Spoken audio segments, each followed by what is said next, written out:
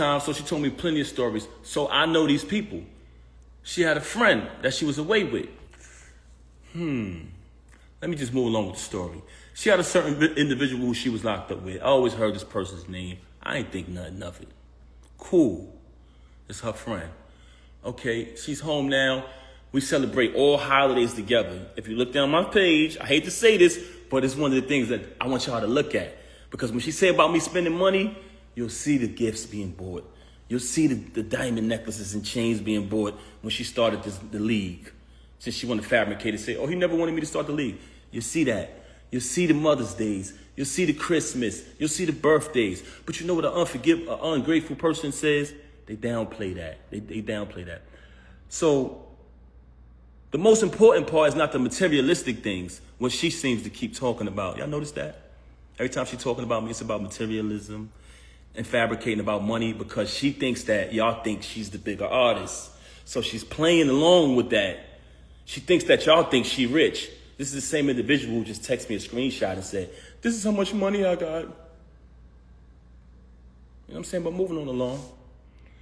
So the holiday, this time her birthday comes. She's been home a couple years. I don't remember exactly what year it was, but she informed me, hey, such and such just came home, one of the individuals who she was locked up with. So I said, oh, okay, that's cool. But I remember the name from when she was away. I don't think nothing of it. Oh, this year, we always celebrate our birthdays together. Me, her, and the baby birthday, my birthday, our family. They all come around. It's like, that's how I was raised, so I'm real big on family. So this particular year, she says, I want to have an all-girls party. So I'm like, okay. So you don't want me and the baby to come? All right. No, just my friends, all girls. I'm like, damn, that's a little, I don't want to say strange, but I was like, okay, we usually do it as a family, but this is cool. You want to have it with all girls. So she has the all-girls party. I don't go. I falls back. The friend who was incarcerated comes to the crib. She attends the all-girls party, all the friends, cool. After that, we had like a little dinner in the basement or whatever at the crib. So this is the first time I seen homegirl outside of when they was in the penitentiary together. So I see her at the crib. Okay, she stayed for a couple days. She spent the night. Cool. A little activity was a little weird, but I didn't think nothing of that. Moving on along, she comes back to the crib on another occasion. So this time when she comes to visit the crib, every night when it's time to go to bed, she's telling me, oh, I'm gonna go sleep in the guest room with such and such. I don't even want to say this individual name because I ain't even trying to give her no clout. She's a extreme clout chaser. So I don't even want to say her name. So she tells me, I'm going to sleep in the guest room with such and such. I said, okay, that's cool. I sleep in the room by myself. Big ass crib, big ass room, everything. You know what I'm saying? Everything that I bought through the whole crib, all the utilities in my name. That's another story, but she fabricating. Moving on along, that's documented too, because I've been paying it out the same account for over 15 years, whatever, or more. Moving on along, I sleep in the room by myself. I don't think nothing of it. Next day, same thing. I said, damn, babe, you sleeping in there again? She like, yeah, I'm gonna just stay with such and such, right? I said, all right, cool. Anybody in Bedford Hills, can you please step to the front? So now I'm like, damn, this shit weird. The hell? You feel me? So at this time, I try to be intimate. I'm keeping it 100 with you. I try to be intimate with her. And she came in the bed with me. She hugged me, kissed me, the whole thing. And at this time, I'm trying to be intimate with her. When it's time to go down, she slipped out of it. You know what I'm saying? I'm like, oh, okay. After she do that, she go back to sleep in the room with homegirl this particular night. I said, something is fishy here. I said, I ain't no rocket scientist, but this ain't adding up. You feel me? So I said, damn, something wrong, something ain't right here. So one time I had to go do something. I had to go handle some business. So I go handle business. I come back in the crib. It's a big ass crib. And they got like a long walkway to get to our bedroom. It's like a long walkway, and then on the other side is the other rooms. So I come in the crib. As soon as I walk in, I look down towards our bedroom. I see my daughter in our room by herself. I say, yo, what the heck? Where the hell is she at? So I go up the other side, and when I tell you this is a big crib, so it's a long walkway. I go to the other side, I go in the room. She in the bed. I don't see homegirl though. It's like she booked it or something when I came. But I see a whole plate, peanuts, cashew, all these type of raisins all laid out. But my daughter in the room by herself. So I said, yo, why the baby in the room by herself? She made some bullshit excuse. Extreme liar. You never seen a liar like this in your life. I said, where homegirl at? She didn't even answer that. It was just like a weird answer. I pushed past that. Moving on along. I hate to say this, y'all. I hate to say this. But you want to know why she started having so much animosity towards me? Because I ended up finding out the truth, y'all. And I'm not saying this because it's a bad thing, but I'm saying this because, when I say not a bad thing, because I don't judge people who live that lifestyle. But she has done a lot of bashing towards people who live that lifestyle and talk so bad about them and say so many foul things about them that it hurted her so bad that I knew the truth. So on another day, I caught her with this individual in our house while my daughter was on the bed with them. Ended up catching it. Now, this individual is a female. So I can't do nothing to her. I don't put my hands on females. Y'all want to know what I did? I told the individual, I said, I'm going to be honest with y'all. I'm going to be honest. I didn't put my hands on her because I'm not going to do that. I don't hit women. But I told her to get out. I said, get the fuck out. Because I felt very disrespected that took place in my house while my daughter was right there on the bed. And you know what she did? Blamed me. Said it wasn't true. Said my ears deceived me. My eyes deceived me. Which goes back to what I was telling y'all earlier. She's the type of person who will say something to you, and 10 to 5 minutes later, she'll say, I didn't say that. Straight bipolar. Straight bipolar. Was diagnosed with it. So ever since I caught that, she resented me.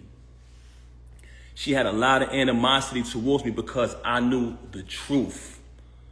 When you find out the truth about a person, they will despise you. I want y'all to know that.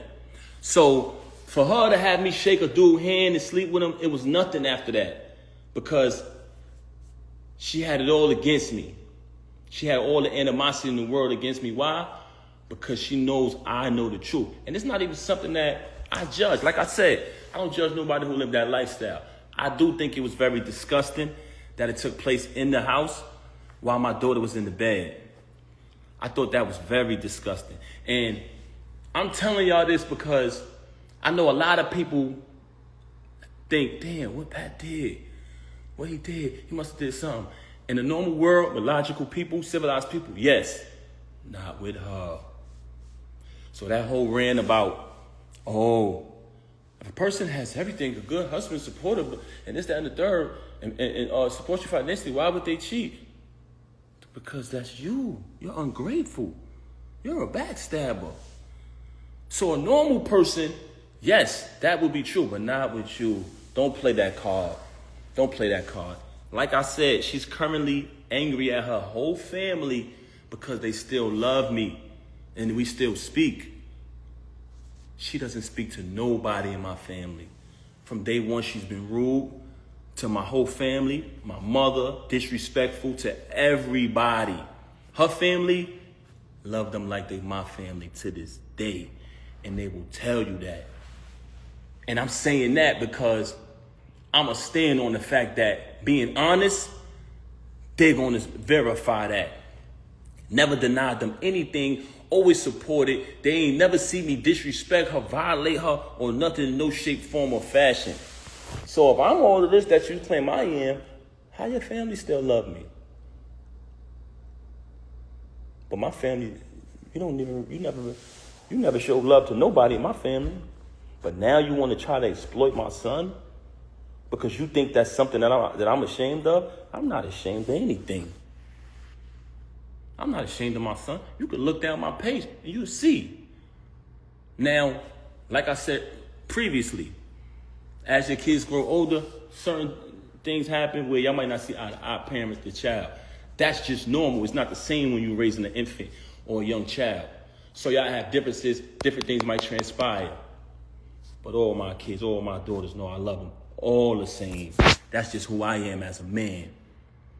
So that's what I wanted to clarify about all of these fabrications and these lies that she up here telling. Also, I said earlier, now, I don't even want to speak on the drug thing that I said earlier, but I highly suspected it because she was acting outside of herself, laying up in a hotel and all this for days. It was just like crackhead behavior. And then it been exposed in the past that the chump used the drugs. They got photos of him smoked out and all that, looking crazy. So I said, damn, it's either that, but we know the blackmailing thing, I already exposed that. So that's neither here nor there. But what I wanted to, last thing I wanted to clarify is, when I went through the process of dealing with what I was dealing with her, being in the house with my daughter crying night after night. She wanted a mother. All she knew was me and her mother. You got to remember, COVID happened. It was just the three of us locked in the crib. We couldn't even go out. We lived in Manhattan at the time. So all my daughter know is us. So when she started to stop coming home so she could be with the lame, if you listen to the audio, he tells you. He's on the audio saying, she be at my house for days. Bragging. Talking to another individual on the phone, bragging about it. Yeah, she be over here at my house days at a time. So if you at his house days at a time, who's home with the baby? Me. Not only am I home with my daughter who's still a baby, I'm home with my daughter who's used to having her mother and her father, so she's crying every single night for you, and you're not answering the phone. So, dealing with that, raising my child night after night by myself while she with a clown, you know what I'm saying, who bragging to people, yo, I'm fucking his wife, the whole thing. I'm eating it because I'm not saying nothing. I'm going to catch this nigga. This is my mentality. I'm going to wait till I catch him. So, by me not saying nothing, he thought it was sweet. Feel me? Making little posts about it and all that. He thought it was sweet. Nah, young man. Far from that. But moving on along. The process of me dealing with all of that, being in the crib, constantly dealing with that. My daughter, you know what I'm saying, quit the job, you know what I'm saying, the executive position, working that, but still trying to balance everything. Still paying all the utilities in the crib, the whole thing. I can honestly admit, going through that, I'm not a person that uses drugs. Anybody that know me will tell you that. Verify it. Very, very, extremely mentally sober. Extremely. I could control anything in my life, but I did fall victim to gambling, going through that. I can admit that. But did you notice that there's no accountability with her? She never admit anything. I can admit that I fell victim to that. I caught a habit with that. But guess what? Anything I went through with the gambling, it never affected her. It never affected her at all. I still had to pay all of the bills in the crib, the whole thing. The only time I stopped paying the bills is when I started to notice that she was taking money outside from the family and tricking on this chump. If you look at the chump, straight bum before her. Look at me before her. Look at the chump, straight bum. All of a sudden, he with the chump, she's spending money on the chump. She paying everybody throughout battle rap to battle the chump. Every time he lose, she paying again. Paying money. She got a crib, not too far from my crib, like I said earlier. So I started to say to myself, damn, I'm busting my ass to pay all of these utilities in this crib. And she taking her bread and taking bread outside of the family and giving it to the next nigga. I'm not paying these bills no more.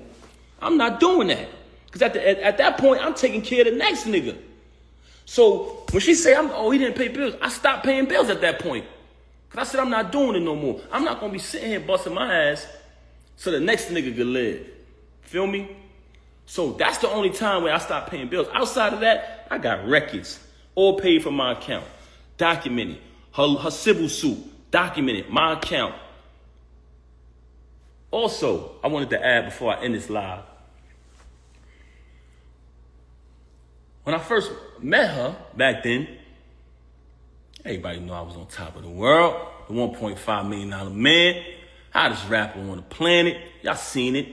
She reached out to meet me. She reached out to say, I want to meet your artist. Long story short, I don't even want to get into all that. That's old news. I'm only bringing that up to y'all to say this.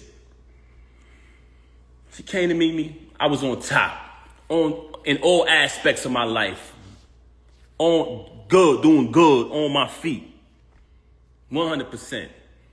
Her situation took place. Like I said, I left my tour, came back, bailed her out. When I bailed her out, nothing but expense after expense after expense after expense. Remember, she got remanded. She blew trial. They took her right away. I had to pay to pack her crib up, pay to put everything in storage, pay the storage bill every month, get a condo closer to the jail so I could visit her every day. Visiting her every day, driving back and forth to the visit to see her every day. Slay everybody in my ear, Pap, you got to get to work. You can't visit her every day. But when I speak to her on the phone, she would cry to me. She was so upset. She was broken. They broke her. She would constantly cry. I knew she needed me. Kept visiting her. Cool. In the process of me doing that, I'm running back and forth to the jail for a year straight. I exhausted all my funds. I exhausted all my funds at that point. So when that transpired, I had to get back to work. That's why I only visited her every day for a year straight. But after that, I had the space to visit out to like 3 times a week. Never missed a Christmas, never missed a Mother's Day, never missed a single holiday. I was there. The whole thing, right? So now I started to get back to work. I started to release certain music, but it wasn't the same for me because when I had that moment when I was on fire, I was supposed to capitalize off it. When she blew trial and I started to get caught up in everything that was going on with her, you know what I'm saying? You had a couple individuals who was supposed to be there when the situation happened with her bag. They got hands put on them, and they were saying I did it. So I couldn't attend the trial or none of that. You know what I'm saying? So with that type of information going on out there, and a lot of other things I was getting into that had nothing to do with her. You know what I'm saying? As a young artist coming up, my deal folded. So she went away, my deal folded, and I started visiting her every day. I exhausted all my funds doing that. You know what I'm saying? But at the end of the day, I don't regret nothing I did because I knew that she needed me. I was supporting her. So at that point, I had to get back to work. Got back to work, started releasing music here and there. I started doing a little better. Me and her came with a plan. We would sit down and we would map things out. Listen, we're going to try to get this appeal. We put up 3 appeals. She lost every appeal. I went and got a Greyhound bus, packed all my family, her family on the Greyhound, drove to the appeals court. We all went up. I said, I want everybody to come out so they could see that unity and maybe she'd get this appeal. It was the last appeal. She lost the appeal. We came to the conclusion that she got to do the rest of the time. So we started to strategize 2 things. Me, my career, and also her return. So we would just map things out on the paper. She couldn't really do much. She behind the wall. But we would put the plan together. I would execute it because I was still out in the world. So long story short, I'm spending money on this, spending money on that. She locked up. So she can't do much. You understand what I'm saying? But she wants to fabricate these stories about, oh, I did this and I did that. I ran for a whole year, took care of the kids, took care of my stepson, took care of you, fed you, did everything for a year straight without working. So it came a time where if her son needed certain things, if she had something that she in her account or whatever, she had to take care of it. If she could, she did. But for the most part, I did every single thing. So moving on along, when she came home, she was going to parole to I had a condo in Jersey. So she was going to parole to the Jersey crib. The parole officer said she can't, if she paroled to Jersey, she gonna need a pass every single time she gotta go to New York. So at the last minute, with 2 weeks notice, I had to pack up and relocate and get a crib in the Bronx just so she could move freely. So now I'm in my condo. I mapped out her return, all everybody out there, all exotic cars, the return of the queen, the whole movement I set up single-handedly with the help of a couple individuals. You know what I'm saying? Pack the crib up, pack my condo up, move to a condo and move to a crib in New York. Had to put the bread up last minute. But we got a plan. We're going to push you. I was about to put out an album. The money I had for my album, I had to take that bread and move to a new crib, because at the end of the day, I can't let her parole to Jersey because she's not going to be able to move. Mind you, this is set up for me to release my project at the time. It's cool. It ain't nothing. So she come out. We working. It's a plan. Fuck it. We behind her. You know what I'm saying? We're going to push it. Everybody anticipated. I put my music to the side. I'm going to put my music to the side. Anybody, you can go right back to that time. She came home in 2014. Any song that came out around that time, I would do a freestyle. It was viral. I was starting to do shows again. You see me performing at festivals, all that. I did the Dreams and Nightmares. Did the Versace joint. You know what I'm saying? I came up with a formula. Anytime they made a song, I did the Papoose version. But when she came home, I said, fuck it. I gave her that formula. So that's why when you heard the Bobby Smurda joint come out, the Young and May, all that was me. So I'm writing the music. She needed somebody to book shows. I'm doing the contracts, booking the shows, setting the shows up. I'm coming to the show. I'm collecting the first end. I'm collecting the back end. Word is born. I don't take one penny, y'all. I gave her all the money at the end of the night. I didn't touch one dime. Wrote all the music. Didn't touch one penny. So we do the shows. And remember, the plan was I spend all my money, invest all my money when she was away, taking care of the kids, taking care of the bills, taking care of her, taking care of whatever got to be taken care of. And then when she come home, we push her. It's a family thing. If you got anybody in a marriage out there, it's a family effort. So I'm pushing her. I'm doing the contracts. I'm booking the shows. I'm writing the music. I wrote hit records for her. Wrote one of her biggest records. We're going to get to that later. And I saved her life one time in music, too. She was in a crisis. Papoose pen to the rescue. Anyway, so at this time, I'm doing all of this, and we had a plan. Once she started getting money, and I'm talking about we was dollar for dollar with it, she separated everything. Oh, this is all mine. What did you do? No, but I'm trying to figure out, what did you do? I'm like, huh? You didn't do anything. This is all mine. I said, huh, you serious? As a man, though, even though you just stabbed me in the back, you just crossed me, I can't complain because I'm a man. So I'm just going to get back on the grind. I said, damn, you serious? I just invested in you your whole bid. I just invested in you when you went away. I came and bailed you out. I took care of the kids. I took care of my stepson. I took care of your whole entire family who I love and got the utmost respect for. I hope they don't feel no type of way because I'm saying this, who she's mad at right now because they still love me. And now that you finally getting a couple dollars, you're going to tell me it's all yours and I got to start all over? I said, you know what? As a man, I'm going to do that. And what I did, y'all, started all over. Started grinding. What was hers was hers. All the music I wrote, everything. She claimed it as hers. I'm a man. I ain't going to complain. A man don't complain, y'all. So I just want y'all to know that this is the type of individual y'all dealing with. Everything she talking about, if you pay attention, because first she tried to fabricate and say, oh, that I've been with Clarissa for all this time. But me, I did something stupid.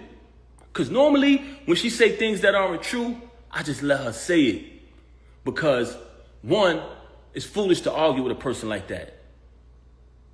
Number two, I want her to keep saying these false things. Because it's not true. And it came to my attention that she was going around lying to people about me. Rewriting history like she's doing on her page. Rewriting history, changing stories. So I let her do that. And in the process of me allowing her to lie, I started to realize that certain fake individuals, you know what I'm saying, who I don't even want to bring in this, man. I don't even want to bring in it. So I'm gonna leave them out. I'm gonna leave them out of it, man. I ain't even gonna talk about these people. But I don't want to go away from my point that I was making. I don't even want to go away from my point. But I'm gonna tell y'all this, man. Like I said earlier, do not allow these celebrities who you've been supporting and following their journey to tell you that you don't know what's really going on. Y'all don't know what's really going on. Y'all need to stop commenting on it. Yes, they do. And what did they see? They seen, and I didn't say anything, they seen Papoose did what he did to the knockout victim. First thing everybody said, I didn't say nothing. Oh, he must have been doing something with his wife. Because that's what Pap go crazy on. That's when Pap go crazy, when somebody fuck with his wife. They know that about me. You can't change the people's mind about that. How many times I done went crazy over you? How many times I done held you down? They know that about me. So what I'm just trying to say to y'all is don't let these iPhone screens and these stages and these lights blind y'all. Y'all seen it all. Y'all seen when that transpired, when everybody started saying. Y'all seen the lies, the fake tweets that went up. Hey, anybody saying something happened between Pap and this chump? It's not true. Y'all seen, I didn't say nothing. Y'all seen the meatball do an interview with makeup on his face saying, ain't nobody never touched me. You know what I'm saying? Because she put the makeup on him. You know what I'm saying? Nigga got a little sugar in his tank too, man. Don't play with me, boy. I'll expose you to them folks who don't know you. Moving on along. Y'all seen all of this transpire. Then, but what I was trying to say to y'all is, initially, when I kind of lost my train of thought, she wanted to fabricate about Clarissa and say that I've been with Clarissa. So I allowed her to fabricate about that because I know it's not true. One day I did something stupid and I said, I just met Clarissa in July 2024. And it's documented. It's documented because when we met at the Shakur fight in Jersey. And the next day, when she DM'd me, she wrote, hey, Pap, nice to meet you. I said, nice to meet you, whatever. But the conversation, you know, on Instagram, it has dates on it. So what she does, she's lying in the iPhone era with dates on stuff. Just like I told y'all, all of the rhymes I wrote for her, 90% of her music, if I go on my email draft and you just take a line, you say a random line from one of her songs, and you write that line, keyword search, the whole rhyme pop up. 2014, 2016, 2015, 2019, 2018, the whole shit. But she want to go in here to y'all and say, if he wrote any of my raps, come on, Rem, don't do that, man. You know I've been writing. But that's not, I'm not here to tear you down. That's neither here nor there. But once I told her to stop lying to everybody saying I've been with Clarissa when I just met her July, and when we just met, it's documented, she switched gears. Oh, because remember, when she got caught with the lane, when what happened, and y'all was upset like y'all supposed to be because y'all been following the journey. Y'all been upset. Y'all been following the journey. She got mad and she needed something to give to y'all so y'all could feel like she had a reason to do this. She don't need a reason to do nothing. Ask anybody who know her. She do not, a normal person, need a reason. This woman don't need a reason to cross you, stab you in your back. This is who she is. So once I verified that to her, like, yo, why don't you stop lying to people, man? She came up and went back to when she was away. It's 2025. You've been home since 2014. Now, since you jammed up, I was cheating when you was away. You liar, you. Come on, son. Come on, son. We done had 2 weddings and a baby. Come on, son. Now, since you got caught and I clipped this lame and everybody said, why would you do that to Pap? You come up with this fake story about me doing something when you was away since 2008 and it's 2025. Y'all smarter than that. You falsify text messages. You've been doing that for the longest. You make fake texts. You falsify documents. This is what you do. Because you's a bitch, you's a horrible liar. You's a big liar. This is a person that's a liar, very delusional, and a narcissist. And I hate to talk bad about her. But you came on here and you mentioned my kids. Then you went back on there and tried to act like you exploited my son, like it's something I'm ashamed of. My son is in a picture with me on that Father's Day. The next day from when everything transpired. So that's fabricated. I can't say as my kids get older in life, and that's with my daughters too. Sometimes we go through our little